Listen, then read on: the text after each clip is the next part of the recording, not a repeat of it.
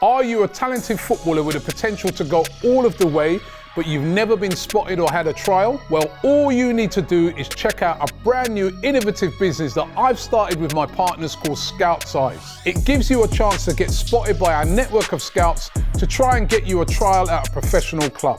Scout Size places you in front of a professional scout who will assess your talent. You simply need to visit our website right now and upload your clips as directed. Our scouts will then view them and give you a full assessment.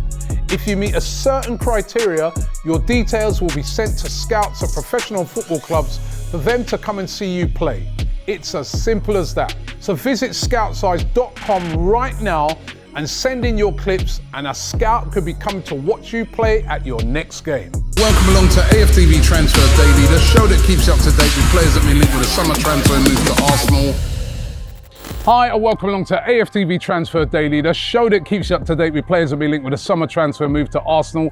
Lovely and summery today, and we are down here at the beautiful Emirates Stadium. Can't wait to get back in action down here. And I've actually been down there because I've been doing a review of the brand new Arsenal away kit. If you want to see that, you've got actually listen, you have to watch that video, right? Because whilst I was doing the video for the new shirt and talking about what I thought of it, the designer of the shirt came and crashed the interview, right? And you want to see what happens, right? After that. So make sure you watch that interview. But the brand new Arsenal away kit is out. It's all very well that being out, but what name do we print on the back of it? Normally, we're thinking to ourselves, oh, well, you know, say last season, for instance, you could have put Declan Rice on the back of that shirt because he was already signed. You could have put Timber on the back of that shirt because he was already signed. You could have put Havertz on the back of that shirt because he'd already signed. Whose name are you going to put on the name of that back of that shirt right now? Nobody, because we haven't signed anybody yet. It's been a crazy transfer window. I say it every day, it's been affected, of course, by the two big competitions that we've had so far in the summer. But now, who are we going to bring in? Because it's starting to really get critical right now. As I said, by this time last year, Timber, Rice and Havertz had all already been signed. We're off to America. We play our first game a week today against Bournemouth, and we have not made no signings yet. So who is going to be coming in? Riccardo Calafiori. That was the one that I thought would have happened already. Reading a lot of conflicting stories about it today. There's the stories that are out there that are saying that Arsenal and Bologna are still arguing about the price, that they're still a little bit away from each other's valuation. But I also read another story today, which I'm sort of looking at this and thinking, I wonder if this is actually the sticking point. And it's Gazzetta dello Sport over there in Italy. They claim that Bologna and FC Basel have got a little bit of a dispute going on at the moment regarding the sell-on clause. Now, if you remember, I've told you about this in the past, that they only just signed him from Basel last year, and Basel apparently have a 50% sell-on clause in the contract. So if Arsenal pay, you know, the 47 million pounds for Riccardo Calafiori to Bologna, FC Basel will get half. That is a huge sell-on clause, right? Now, apparently, what Gazzetta dello Sport are saying is that Bologna are not happy that they're going to have to pay half, and they're trying to renegotiate that, you know, fee. Basel are saying, well, what are you talking about? We made a deal. The deal is a deal. We want our half. And that is apparently what is slowing it down, according to them. And that seems to have some legs in it, because I'm sure Arsenal would want to get him in ASAP. So let's keep an eye on that situation. Let's see if they can maybe get him signed before they go over there to America. They leave on Sunday. It could be a thing that maybe is signed and then he travels over. But as it stands, Calafiori is going to be returning to Bologna to train with the Bologna team, and I'm sure that's not what Arsenal want. Of course, the other big signing that Arsenal really want is Nico Williams of Atletico Bilbao, one of the stars of the Euros. He scored a goal in the final against England. And according to the Spanish publication Gigantes, they claim that Barcelona are so worried about Arsenal getting something done and getting a deal done to sign Nico Williams that they have tried to already meet with the representatives of Nico Williams. They claim that Deco from Barcelona, the great player from the past, who now, represents them in transfers, met with a representative of Nico Williams in Zaragoza yesterday in Spain to try and discuss the transfer from him to Barcelona. It's not decided yet exactly where he's going to go. Barcelona are the favourites. There were also rumours going around yesterday that Arsenal are making plans to meet as well with Nico Williams, that Arsenal are still hugely interested in signing him. Barcelona are the favourites at the moment. They're trying to move fast to get this done.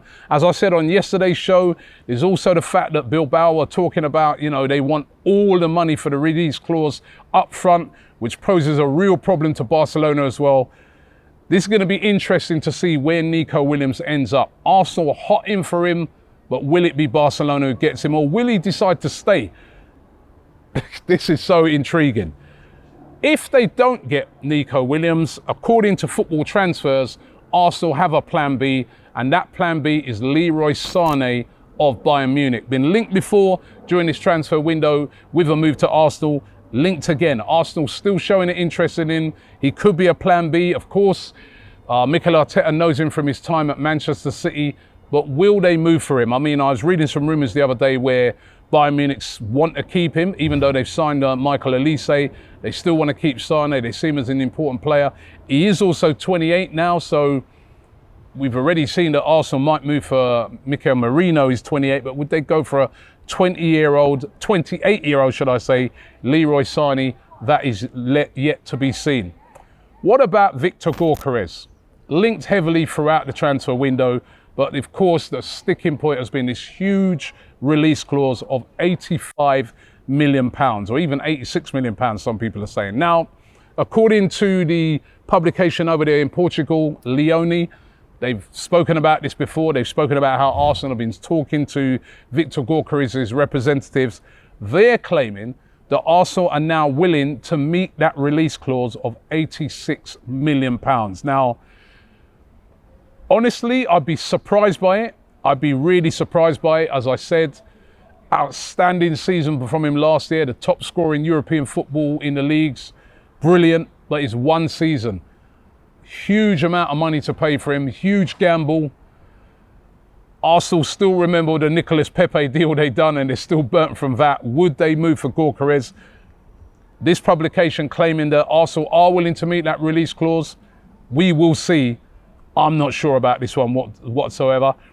And then this one's interesting with Victor Osimhen, heavily linked, of course, with Arsenal. And then it looked like Arsenal really called it interesting in him.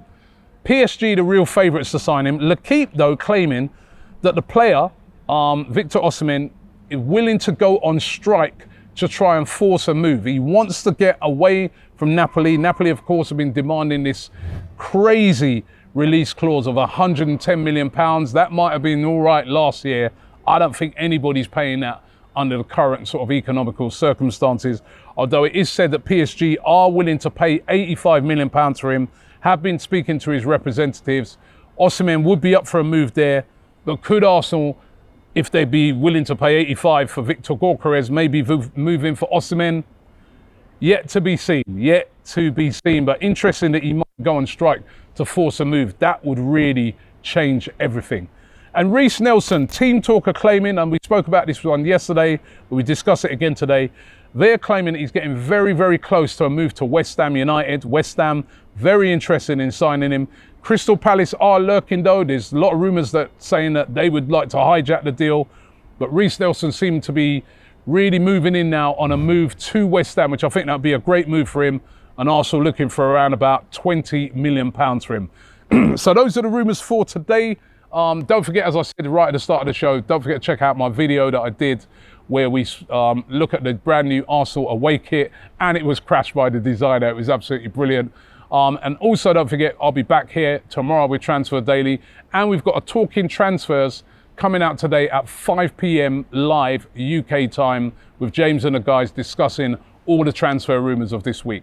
One other thing, next week we're going to be over in LA. Don't forget, we'll be covering all of the Arsenal games on the tour. 2 games in Los Angeles, 1 game in Philadelphia. And of course, don't worry, even though there's a 7-hour time difference and I'm going to have to be waking up at some ridiculous hours, I will still be here with Transfer Daily. Thanks for watching the show, and I'll see you tomorrow.